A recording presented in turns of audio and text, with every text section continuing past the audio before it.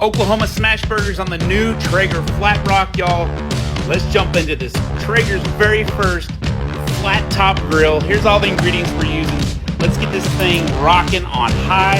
We're gonna get the griddle top oiled up with avocado oil, and we're ready to rock. Let's start throwing on those 2-ounce loosely packed 80-20 meatballs, and we're gonna throw some thinly sliced onions on top. Key step. These Oklahoma smash burgers. We're using the burger smasher, smashing these as flat as we can get them.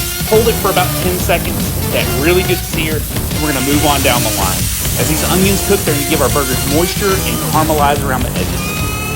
We're gonna go ahead and season these up with Meat Church Holy Cow and some French's yellow mustard, and let's get all of these flipped over.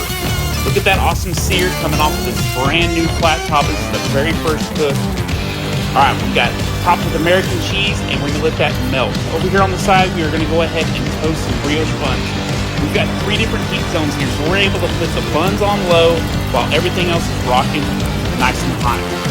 Let's check on those buns. Beautifully toasted. Let's get them pulled and start building up our burgers.